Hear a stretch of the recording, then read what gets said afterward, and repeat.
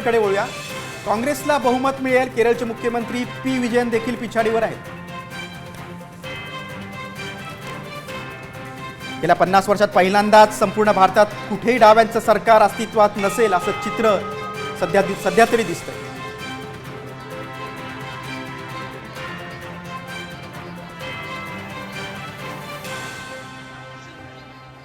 केरळमधली स्थिती 41 जागांवर डावे पक्ष आघाडीवर आहे। काँग्रेस सगळ्यात मोठा पक्ष ठरतोय कारण 96 जागांवर काँग्रेस आघाडीवर आहे।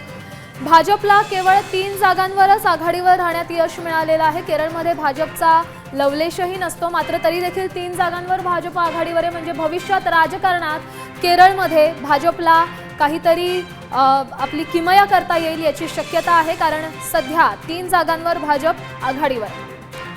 बहुमताचा आकडा 140 एकूण 140 जागा आहेत आणि बहुमतासाठी 71 जागांची गरज आहे। सध्या एलडीएफ आघाडीचं सरकार आहे, पी विजयन मुख्यमंत्री आहेत, मात्र काँग्रेसच्या नेतृत्वाखालील यूडीएफ पक्षानं तिथं जोरदार मुसंडी मारलेली आहे।